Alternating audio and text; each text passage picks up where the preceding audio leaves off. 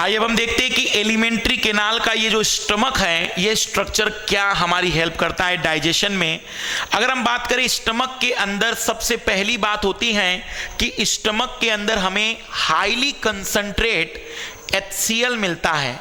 HCl क्यों मिलता है? तो पहला उसका रीजन है कि अगर खाने में किसी प्रकार का बैक्टीरिया या कोई ऑर्गेनिज्म आ गया है तो इस स्टमक में उस HCl में पहुंचकर वो कंप्लीटली डिसॉल्व हो जाएगा, मर जाएगा, डेथ हो जाएगी, हम उसे भी डाइजेस्ट कर लेंगे।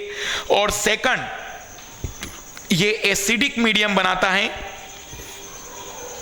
यह कुछ बातें हमें याद रखनी है। सबसे पहली बात, अगर कोई व्यक्ति उल्टी करता है तो उल्टी वोमिटिंग में जो खाना आता है वो हमेशा स्टमक से होता है, क्योंकि एक बार स्टमक से खाना नीचे गया कि आप वोमिटिंग के थ्रू उस खाने को वापस नहीं ला सकते हैं, इसलिए वोमिटिंग में जो खाना होता है वो स्टमक का होता है। दूसरा, स्टमक में HCl होता है, हाईली एसिडिक होता है, बहुत ज्यादा स्ट्रॉन्ग एसिड है ये, जिसकी हेल्प से हम बैक्टीरिया अगर कोई आ गया तो वह मर जाता है, या फिर कोई ऑर्गेनिज्म आ जाए तो वहां पर वो मर जाएगा। और साथ ही साथ वो एसिडिक मीडियम बनाता है जो एंजाइम को काम करने में हेल्प करता है। इसलिए कई बार आपने सुना होगा कि खाना खाने के बाद पानी बहुत ज्यादा नहीं पीना चाहिए, क्योंकि अगर आपने पानी ज्यादा पिया तो यहाँ का जो एसिडिक नेचर होता है वो कम एसिडिक हो जाता है और उसकी वजह से फिर गैस का प्रॉब्लम, अनडाइजेशन या फिर बाकी प्रॉब्लम्स आ जाती है। यहां एक और बात आपको इंपॉर्टेंट याद रखना है कि ये जो स्टमक होता है इसके ऊपर एक म्यूकस की लेयर होती है, वो हमारी सुरक्षा करती है इस एसिडिक नेचर से। क्यों? क्योंकि इतना स्ट्रॉन्ग एसिड होता है कि आयरन अगर डाला जाए तो वो भी डिसॉल्व हो जाए तो हमारी बॉडी तो किसी न किसी प्रकार के कार्बोहाइड्रेट, प्रोटीन और फैट से मिलकर बनी है, तो इसे भी तो डिसॉल्व वो कर सकती थी। इसलिए यहां एक स्पेशल प्रोटीन की लेयर होती है जिसे कहते हैं म्यूकस लेयर, जो हमारे स्टमक को प्रोटेक्ट करता है HCl से या उसके एसिडिक नेचर से। बट कुछ लोग ऐसे होते हैं जो गुटखा खाते हैं, च्युइंगम ज्यादा खाते हैं, तो ऐसे लोगों में बार बार जब भी हम कोई न्यूट्रिशन चीज माउथ में लेते हैं तो हमारा ब्रेन स्टमक को रेडी करता है न्यूट्रिशन के लिए, और इसकी वजह से HCl का सिक्रेशन शुरू हो जाता है। तो अगर हाईली कंसंट्रेटेड HCl बहुत लंबे समय तक रह जाए तो कभी कभी यहां पर घाव हो जाता है इस HCl की वजह से, तो इसी को हम कहते हैं अल्सर। ये अल्सर का रीजन होता है, जैसे पेप्टिक अल्सर होता है, उसका रीजन ये होता है कि वहां पर HCl के द्वारा घाव लग गया है। या जो लोग ज्यादा गुटखा खाते हैं या फिर च्युइंगम खाते हैं उन्हें एसिडिटी की प्रॉब्लम ज्यादा होती है, उसका रीजन है क्योंकि बार बार ब्रेन ये मैसेज करता है कि खाने के लिए कुछ चीज आएगी और ये महाशय गुटखे को थूक देते हैं तो अंदर वो HCl का कंसंट्रेशन बढ़ते चलता है, इस वजह से उन्हें एसिडिटी की प्रॉब्लम आती है। एसिडिटी की प्रॉब्लम दो और रीजन में आती है, जब बहुत ज्यादा भूखा व्यक्ति हो क्योंकि HCl का लेवल बढ़ चुका है लेकिन उसे कोई न्यूट्रिशन नहीं मिल रहा है, और दूसरा जब आप खाना जितना जरूरत थी उससे ज्यादा खा लेते हैं तब भी आपको जो खट्टे डकार आते हैं उस एसिडिटी की वजह से ही, उस HCl की वजह से ही। तो स्टमक का क्या रोल है? HCl को सिक्रेट करेगा, एंजाइम होंगे, ये एसिडिक मीडियम को डेवलप करता है, बैक्टीरिया खत्म करता है, और इसके यही से न्यूट्रिशन जो होता है उल्टी में बाहर आता है। और अल्सर का मतलब होता है अंदर का घाव, जो घाव बाहर लगते अगर वो अंदर की ओर है तो उन्हें अल्सर कहते हैं।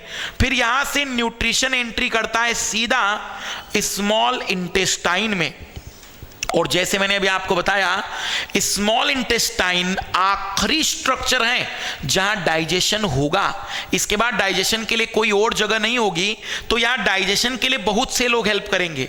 पेनक्रियास से निकलेगा पेनक्रियाटिक जूस, अग्नाशयी रस, वो भी स्मॉल इंटेस्टाइन में पहुंचेगा।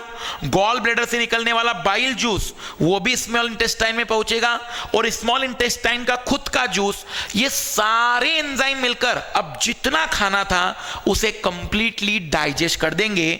मतलब यहां पर डाइजेस्ट कंप्लीटली किया जाएगा या खाने की प्रोसेस कंप्लीटली खत्म की जाएगी, और फिर ये जो अनडाइजेस्टेड फूड है जिसे डाइजेस्ट नहीं कर पाए हैं लार्ज इंटेस्टाइन में डाला जाएगा। एक और इंपॉर्टेंट बात, यहां जो फूड हमने डाइजेस्ट किया है उसे एब्जॉर्ब भी कर दिया जाएगा यहीं पर ब्लड वेसल्स के द्वारा। मतलब स्मॉल इंटेस्टाइन में फूड को एब्जॉर्ब भी कर लेते हैं। आखिरी स्ट्रक्चर है जहां डाइजेशन होगा और वहीं पर फूड को एब्जॉर्ब भी कर लेंगे। यहां फूड के एब्जॉर्प्शन के लिए एक स्पेशल स्ट्रक्चर होता है फॉर फूड एब्जॉर्प्शन, उसे कहते हैं विलाई, सुषमांकुर कहते हैं। विलाई और कुछ नहीं है, अंदर से अगर हम बात करें तो ये ऐसी कैनाल है, पर अंदर से लेयर ऐसी होती है ताकि एब्जॉर्प्शन में जो सरफेस एरिया है वो बढ़ जाए। इसी को हम कहते हैं कि वो विलाई है। और ये विलाई स्ट्रक्चर केवल कहां मिलेंगे? स्मॉल इंटेस्टाइन में, ताकि फूड को एब्जॉर्ब किया जा सके। मतलब स्टमक के बाद खाना आता है स्मॉल इंटेस्टाइन में। जिन लोगों का साइंस नहीं है वो लोग सोचते हैं कि अंदर कोई मशीन है जो खाने को पीसती है, तो ऐसा नहीं है। खाने का एक प्रोसीजर डाइजेशन के एक अलग अलग प्रोसेस से गुजरता है। स्टमक के बाद वो जाता है स्मॉल इंटेस्टाइन में और अब खाना पहुंचता है जो अनडाइजेस्टेड है, जैसे सलाद है जिसे हम डाइजेस्ट नहीं कर पाते, सेलुलोज है जिसे हमारी बॉडी डाइजेस्ट नहीं कर पाती है, तो यहां पर ये पहुंचेगा। लेकिन इसमें अभी भी बहुत लार्ज अमाउंट में वाटर और मिनरल होता है। इस लार्ज अमाउंट में वाटर और मिनरल को यहां से एब्जॉर्ब कर लिया जाता है। इसमें पेरिस्टाल्सिस मूवमेंट होता है। ऐसी मसल ताकत से इस खाने को दबाती हैं ताकि वाटर बाहर आ जाए और अनडाइजेस्टेड फूड विदाउट वाटर बाहर ऊपर की ओर चढ़े। जब उसमें वाटर का प्रॉपर अमाउंट हो जाता है तो इसे एनस से बाहर कर दिया जाता है। जो लोग समय पर मलत्याग नहीं करते हैं, जो टाइम पर फिसेस को नहीं बाहर निकालते हैं, तो वहां पर पेरिस्टाल्सिस मूवमेंट चलता ही रहता है। उसका रिजल्ट ये होता है कि जो हमारा अनडाइजेस्टेड मल था, वो फूड था, वह बहुत हार्ड हो जाता है और ये बाहर निकलते समय प्रॉब्लम क्रिएट करता है। इसी को कहते हैं कब्ज का प्रॉब्लम, या इसी को कहते हैं कि उसे कब्ज हो गया है। कब्ज का होने का मतलब होता है कि मल का जरूरत से ज्यादा कठोर होना। यहां पर वाटर और मिनरल का एब्जॉर्प्शन होता है। अगर यहां कोई बैक्टीरियल इंफेक्शन हो जाए तो फिर वो पेरिस्टाल्सिस मूवमेंट नहीं हो पाता है और फिर आपने देखा होगा कि बार बार मल का लगना, पतला मल आना, डायरिया का होना। यहां पर पेरिस्टाल्सिस मूवमेंट न होने की वजह से लार्ज इंटेस्टाइन में बैक्टीरियल इंफेक्शन की वजह से उस वाटर और मिनरल को लार्ज इंटेस्टाइन एब्जॉर्ब नहीं कर पाती हैं और रिजल्ट ये होता है कि फिर डायरिया या दस्त लग जाते हैं। यहां एक और इंपॉर्टेंट बात, अगर कहीं पर किसी भी एलिमेंट्री कैनाल में अगर ये स्मॉल इंटेस्टाइन और लार्ज इंटेस्टाइन का साइज अगर बड़ा हो जाए तो बड़ा साइज होने पर यह कभी कभी ह्यूमन बीइंग में, मेल में जो बाहर स्क्रोटल सेक होता है, वृषण कोश होता है जिसमें टेस्टिस होते हैं, उसमें एंट्री करता है और फीमेल में कमर के पास यहां जमा हो जाता है। इसी को कहते हैं हार्निया। हार्निया का मतलब होता है इंटेस्टाइन की लंबाई का बढ़ना। देखना, कब्ज का मतलब मल का कठोर हो जाना, डायरिया दस्त का मतलब पेरिस्टाल्सिस मूवमेंट ना हो पाना बैक्टीरियल इंफेक्शन की वजह से, और हार्निया का मतलब होता है लेंथ का बड़ा हो जाना, या तो स्मॉल इंटेस्टाइन का या लार्ज इंटेस्टाइन का।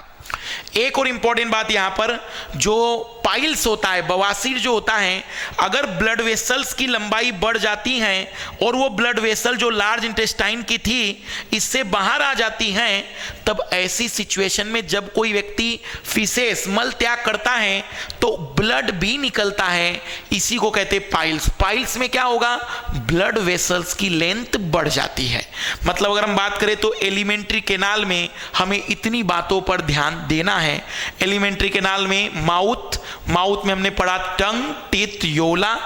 ईसोफेगस में कोई डाइजेस्टिव एंजाइम नहीं, सीधा खाना आ जाएगा स्टमक के अंदर, यहां कुछ समय डाइजेशन होगा, यहां पर एंजाइम्स होंगे, HCl होगा, फिर खाना एंट्री करेगा स्मॉल इंटेस्टाइन में जहां पर पेनक्रियाज से जूस आ रहा है, गॉल ब्लैडर से बाइल जूस आ रहा है और स्मॉल इंटेस्टाइन का जूस होगा।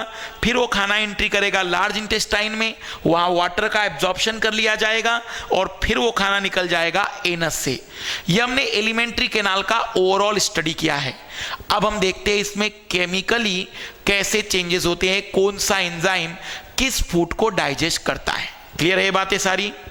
आगे बढ़ते हैं फिर हम।